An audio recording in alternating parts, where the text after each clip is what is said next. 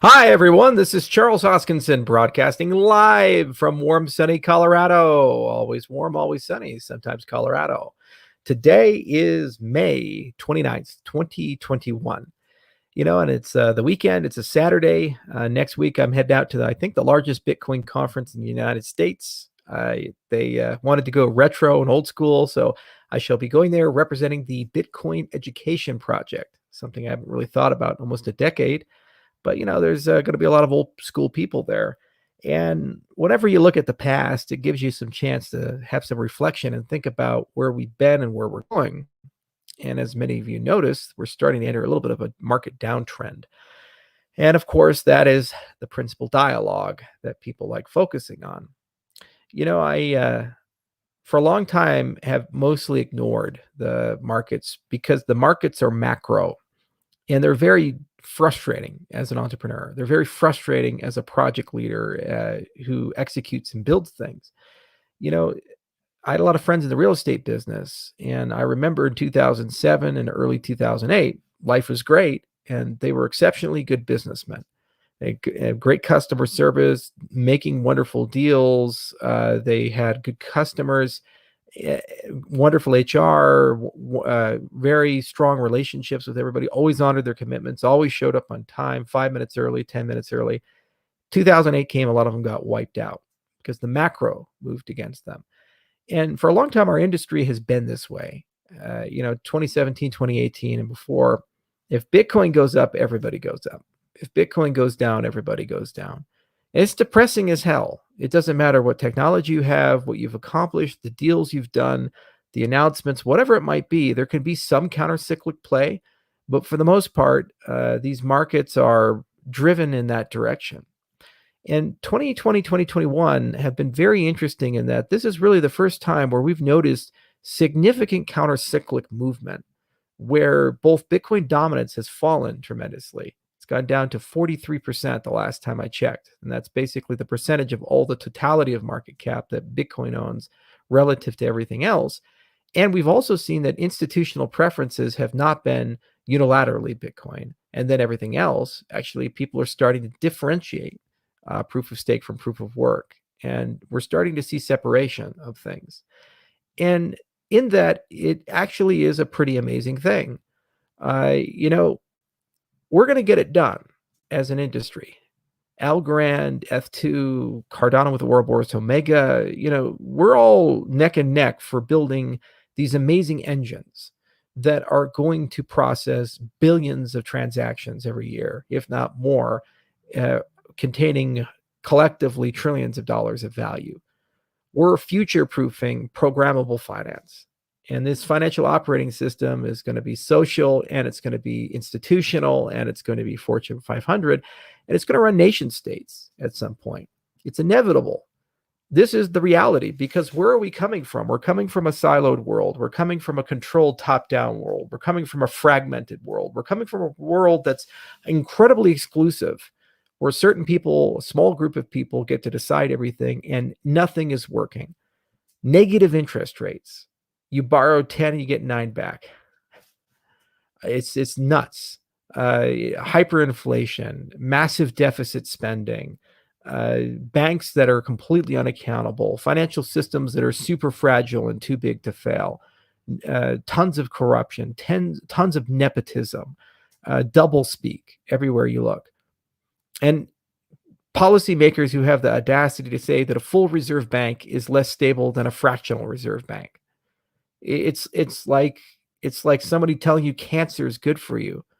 It's just craziness.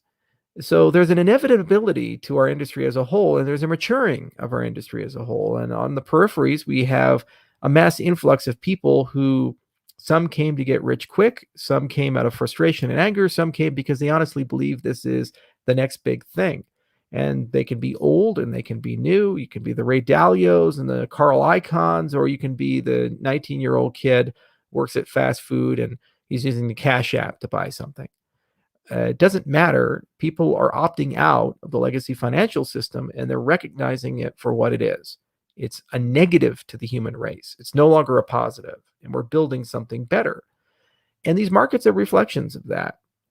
And the diversity in the markets and the distributions in the markets and the vibrance of them, the volatility of them is a representation of that. Over the next 10 years, there's going to be more advancement in monetary policy from our industry than the last 100 years of central banks. In the next 10 years, there's going to be more advancement on financial engineering, the construction of financial products, and the marketplaces upon which trade them than the last 100 years from Wall Street and England and Tokyo and all the other places in the world combined. In the next 10 years, there's going to be more movement of wealth 24 hours a day, 7 days a week on crypto rails than there will be through the BIS and through the fixed protocols and all these other things that are the mainstay staples of the financial world. The next 10 years, there's going to be more automation and innovation and open law and automated law and regulation in our industry than the last 100 years of transnational agreements that have occurred. In the next 10 years, the next 2 billion people who enter the world financial system, the vast majority of those people will be brought into our system from the cryptocurrency space. That's where we're at. That's what our industry is about. This is why there are so many incredible people who are in this industry working incredibly hard every single day. And unlike the past cycles in 2017 and 18, compared to today, where we're at, we're now in a situation where we've decoupled from Bitcoin, and people are starting to realize that while that was a great experiment, it's not the end all be all, and that there's more to the story.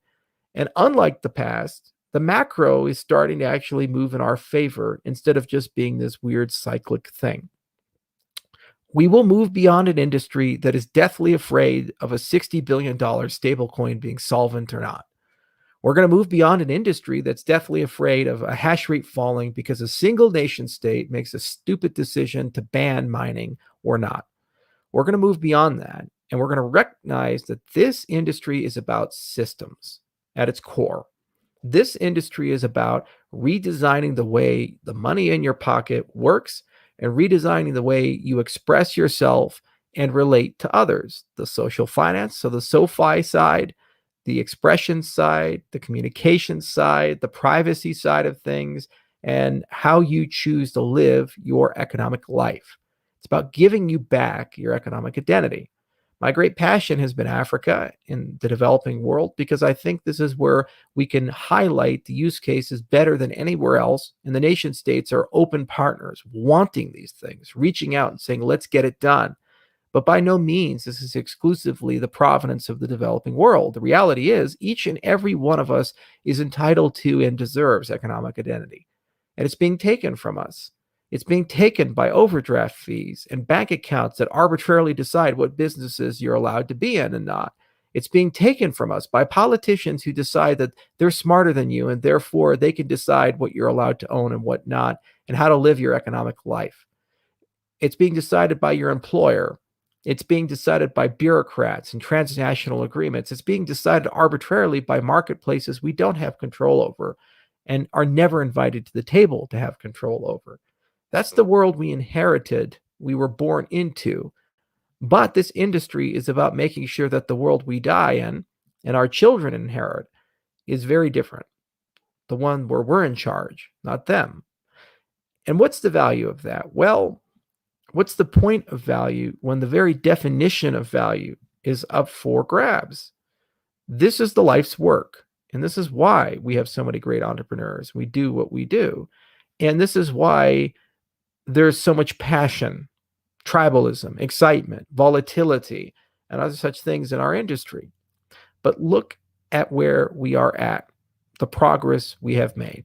We brought to bear as an industry some of the most sophisticated mathematics and computer science mankind has access to.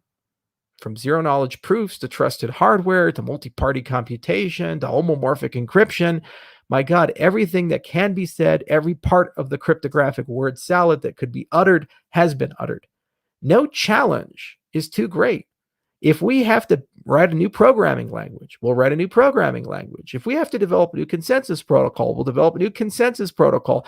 If we have to go to a desert and build a mining facility, we'll build a mining facility as an industry. If we have to launch our own goddamn satellites, it shall be done with a smile and that crazy joy, because that's who we are, and that's what this is about. And that's not about money. It's about freedom. It's about the belief that we can build a different system for the world that's better than the one we have right now and is more inclusive, one where we're all treated equally and fairly, one where we have access to opportunity no matter where we're from, because people deserve that. And we have seen in just such a short period of time, 12 short years, really, honestly, very short period of time, an evolution from just a few adherents who are crazy to a global movement. And the progress is accelerating. It's not slowing down. The capital is there. The actors are there. The frustration is there. So there is an inevitability about these things.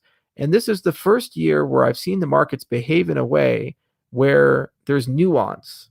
This is the first year I've seen the markets behave in a way where it wasn't just bubble burst, this, that, crypto winter, crypto summer. These guys are getting rich. These guys aren't getting rich. We actually see real things maturing, materializing, and growing and solidifying and getting the respect and dignity that they require, to a point where people are actually getting serious about how to regulate them, actually getting serious about how to integrate these things permanently into the society. It's no longer a question of when will they go away, when will these things die. It's now a question of how do we live with them now that they're here, just like the same inevitability of the internet as a whole.